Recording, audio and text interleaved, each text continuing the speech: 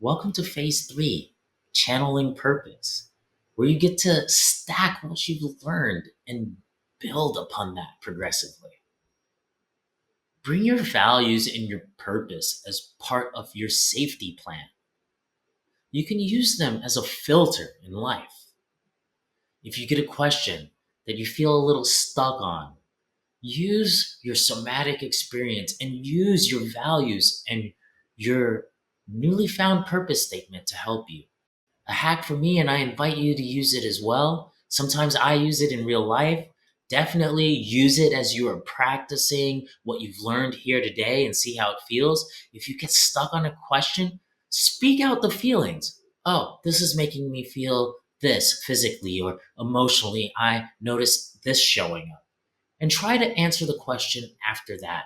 Sometimes just by calling out what you see showing up inside you will open up the space you need to go a bit deeper.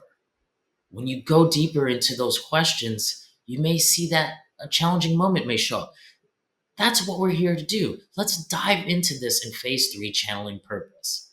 So I like to talk about channeling purpose in a couple of ways. The first is through the Franklin Covey circle of control paradigm. In 1987, Stephen R. Covey wrote the wildly successful book entitled Seven Habits of Highly Effective People. In the book, he introduced a model that suggests that spending time and energy on factors which are outside of our control can lead to feelings of inadequacy and helplessness. We can easily get consumed by the need to blame and shame others for our failings. Instead, Covey recommends that we be more mindful of our circles of influence, our circles of control, and our circles of concern. When I talk about channeling purpose, often it's in the context of helping people to understand their own choices and control. In any situation, we have the ability to make an assessment of whether what we're receiving, what we're reacting to, is something that we're concerned about.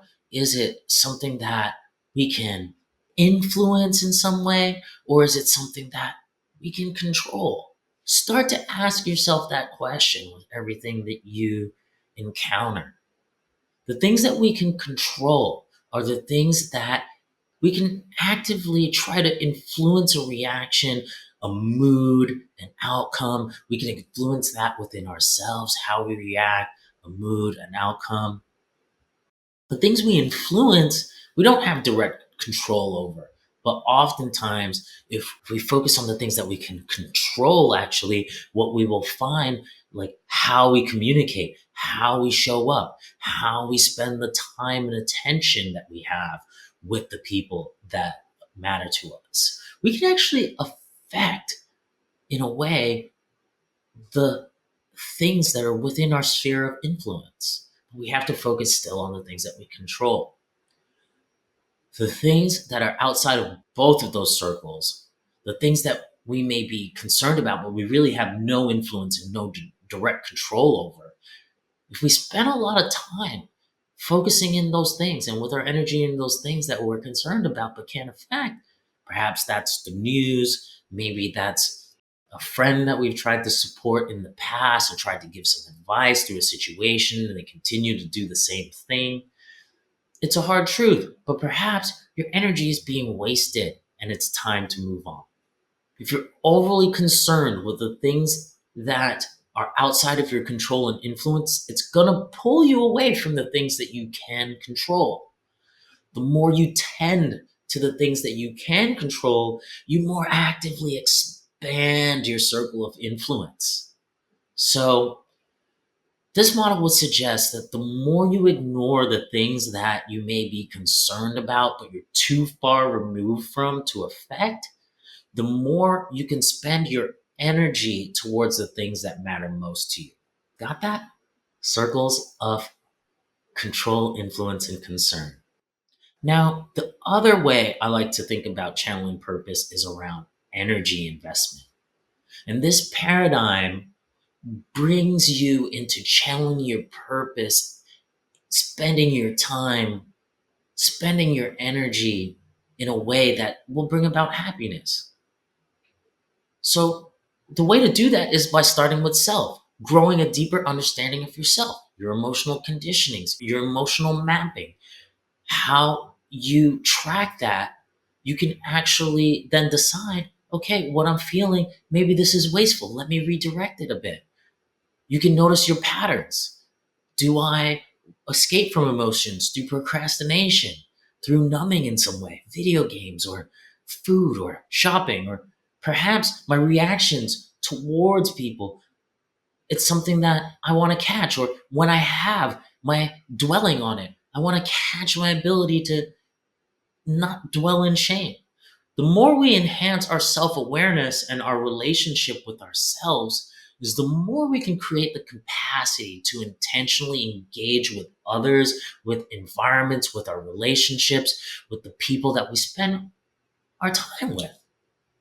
So start to bring that sense of emotional awareness and listening with greater attunement into your day to day.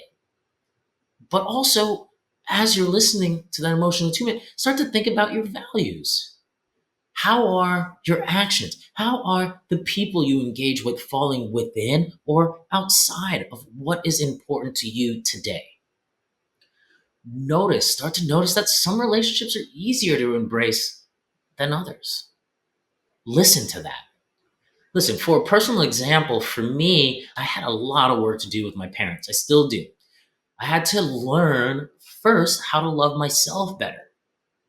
Then from there, I could start to create better boundaries around what kind of interactions or patterns that I noticed between us that would take away from me. I began to model that boundary setting to my nieces, to my nephews, to my romantic partners, experiencing their boundaries as they were modeling back and stepping more confidently into intentionality, into how I look at the outer rings, my friends, my coworkers, the time of generation that I'm in. But even as we start to look even broader, we get a lot of satisfaction from investing our energy and values into work, or maybe into hobbies, or maybe it's into community. Perhaps that may be a church or nonprofit that we work alongside. Maybe it's in the fitness or some sort of sporting activity that you engage in community. We get a lot of nourishment from social beings, but sometimes we can overcommit. Maybe we are still living today in a commitment or a promise that we made years ago to engage in a community that today is not serving us any longer.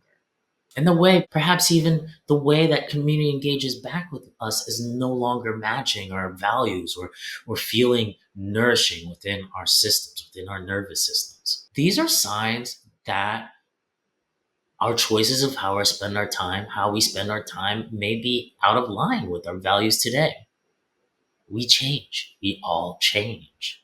So it's important to look at the places and spaces in which we spend our time and to see, how does it feel? How does it feel to be in this space? Is it still feeling nourishing, or is it actually taking away from me? Is it bringing up some of the markers that I now know how to associate with feelings of joy, or is it bringing up some of the markers of how I associate with fear, shame, sadness, anger? So let's look at an example to make this more tangible. Within business, being able to bring a level of intentionality allows us to be direct. It allows us to confront challenging discussions with conviction. It allows us to advocate for ourselves. It allows us to advocate for one another. It allows us to further our networks in a values aligned way. And looking at attaining this practice of notice, what we're looking to attain here is how to respectfully protect our boundaries. How do we tend to our circle of control and not allow things to interfere? Being really thoughtful about how we're spending our time and in what communities. That is our own internal boundary. Facing that challenge, we actually start to eventually build up momentum where we start to attract values aligned individuals and organizations into our lives. You've arrived at this course through that way, somehow, some way, serendipitously. Our alignment of interest and view of the world has arrived you here. And you will share what resonates with you with others. And that will create a ripple effect. So on and so forth as we venture down, collaborating, learning together, expanding. That's what channeling purpose is about. It's about starting to stack what we've learned about somatic experiencing, listening to our values and purpose, and now using that to engage within and surrounding us. Now let's give this a try in an exercise.